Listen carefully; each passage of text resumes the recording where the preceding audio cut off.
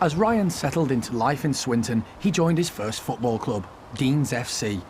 Here he came under the astute guidance of coach Dennis Schofield, a milkman, and a talent scout for Manchester City, who knew he'd discovered a gem. The first time I saw you, he was on the left wing there. I was amazed. A bloke said, when I asked where your mum was, you know, said on the other side of the field, and I was amazed watching you. Yeah, really amazed, because you were so far ahead of the other kids. Yeah. You know, I would have thought you were 2 years older than them. Yeah. And I remember. Yeah, you remember? Yeah, I remember meeting you. Them spindly legs, you know, flying up the wing, you know what I mean? Legs then, Hey, it was, wasn't it? Yeah. He was always that little bit quicker and more determined, I'd say. At that age, when you start watching them at 10 and 11, you don't always get players that are determined and not want to lose at anything, and that was him. He never liked to lose. But then, of course, Dennis came along and watched him play football, and that was it, took him to Dean's, and that was the starting of it. He originally met with my mum, and Mum said, yeah, he'd love to, I think just to get me out of the house, really, but he'd love to, and I went down, and remember we played Stretford Vicks, and just loved it, and even though, well, we got beat 9-0. Yeah, we got beat 9-0, but everyone was coming up to saying he was man of the match. I don't know where they got that from, but you still had the enjoyment, but you had the professionalism, you had the guidance of Dennis, and the team was organised. There was a youth club, so afterwards you could hang around with your mates after playing and training, and it was just a great community sort of atmosphere, and just loved playing for Dean's. I just loved it. The good thing about it was he was well behaved. You know what I mean? Everybody loved him. Everybody, Ryan and Rodri, his brother. You know, I mean, here at the club, they loved him. They were happy days at Dean's, and amid the glory of these first footballing triumphs and the odd 9-0 defeat, Ryan formed friendships to last a lifetime. You can live everything he's doing or has done over his career. Everybody, every child, schoolboy would want to do, and sort of us and our friends that have never made it, and obviously Ryan has. It's great to, like I said before, just to have that insight and live it along with him and go through it as well. It's magnificent. You know, just to have a friend as a footballer that now obviously is the most decorated footballer in English history. It's surreal. It's crazy. We've known each other since we were 10, 11, you know, gone away together, grew up together, got families together now, so we have... Can't get rid of you. We are very close, so, you know, we shared a lot as footballers when we were younger, you know, with playing for Salford Boys, playing for Dean's. Once you have that sort of that friendship and your mates, but you have also been involved football-wise as well, you know, you remember them things for forever. Well, this, as the sign says, is Anfield. But tonight it's not Liverpool versus Forest, it's not Liverpool versus Man United. Tonight it's something with a very special flavour of its own. It's the second annual Granada Schools Cup final, and the two under-14 teams who very shortly will be running down these famous steps and under that famous sign are from Salford and Blackburn. Like I say, I was probably a lot quicker than a lot of the players, so just used to use my pace really, and just to try and burst past players. Salford Boys, I played midfield, so I got the ball there, sent midfield, and just put a lad through, Darren Winwood, who used to score all our goals. That's a great pass. It's a wonderful goal, a crucial goal too, set up beautifully for him by Ryan Wilson. And another of these surging runs from Wilson, and Howarth mistimed his tackle. Holland comes across and Wilson still goes on, and Winwood! And Salford are in front for the first time. And getting the trophy off Ron Yates, who was their chief scout at the time, Liverpool's chief scout. So again, it was just mates as well. It's really close-knit.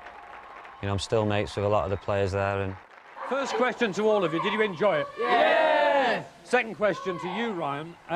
You could have been playing at Old Trafford tonight, couldn't you? Yeah, for the under-15s, but I decided to play for this team instead, because I'd rather play at Anfield.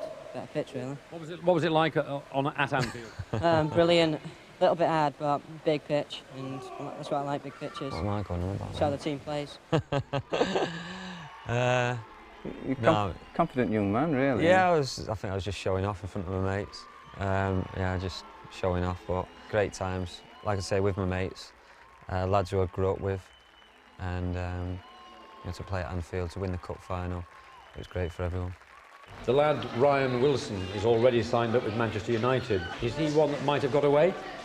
Very much so. I think if we had seen him, or our scouts had seen him, we would have gone for that boy. He looks something special.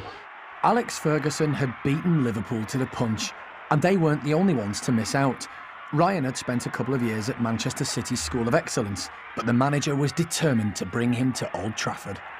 I'd always been a United fan, and Salford Boys played at Low Broughton Road, which is right next to the cliff, United's training ground. And sometimes the manager and Kiddo had come down and watch Salford Boys play. And for a long time, Harold Wood, who worked at United as a steward, I think he told the manager, or he told someone within United, you need to come down and see this lad, because he's at City, but he should be at United. He was so quick, he was so graceful, he was like a ballet dancer. You talk about that dancing on ice, he should be in that because he was incredible. I mean, I'd never seen a young player perform like that, ever. And to be honest, I'd seen some of the Busby Babes play. And Ryan Giggs on that particular day, he literally took my breath away. And I thought, we've got to get this guy.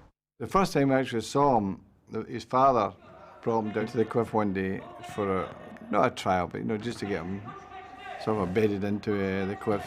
And he came and took part in a training session, and he's moving across the field. There's something I'll never forget.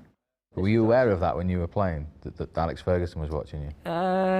Yeah. You sort of are aware, yeah.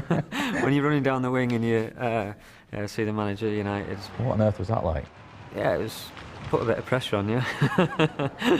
Alex asked me to go to Littleton Road down near the cliff. He said they were having trials. Did I want to come and just have a look at some of the kids? And when I went down, this little lad had this ball, and I was looking at it as I was walking towards the pitch, and he picked the ball up and shot, and the goalkeeper made a brilliant save. And when I went up to Alex, I said, "Who was that?" And he said, "That's Ryan Wilson. We've just signed him this morning."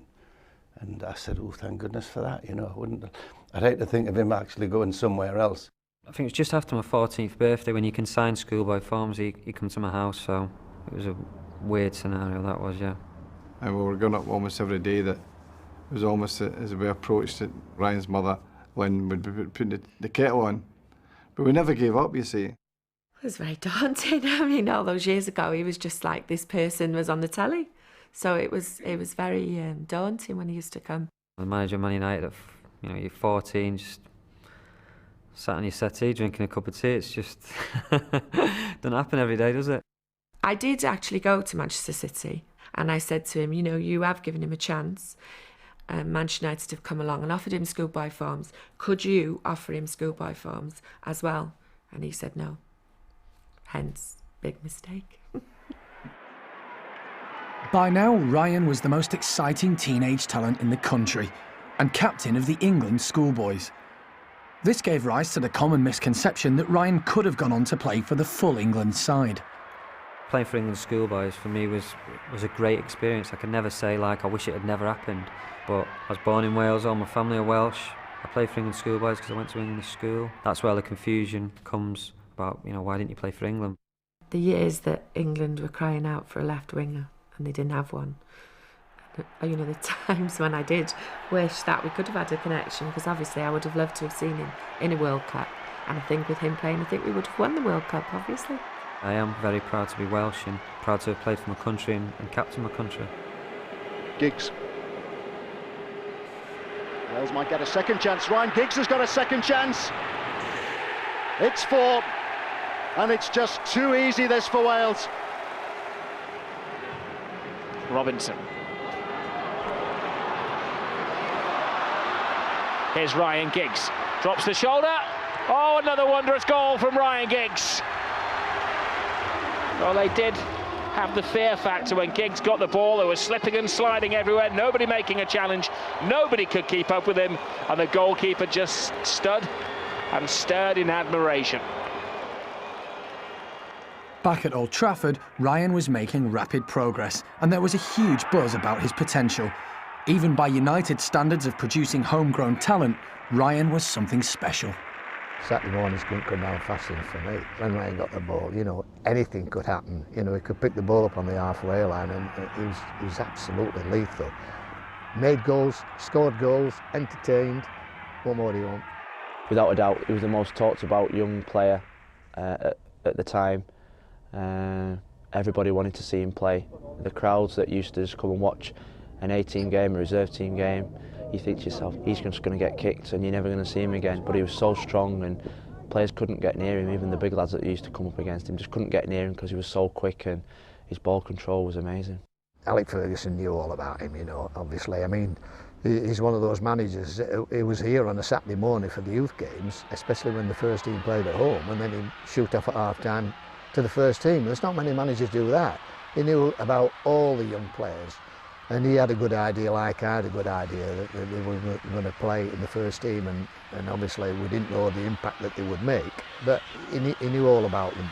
I couldn't wait for him, even though I was kidding on that I didn't want him to leave me and go and play in the first team that early. But I was dying for him to play in the first team to show the 60-odd thousand people at Old Trafford what he was made of, you know, because I knew he was something very, very special.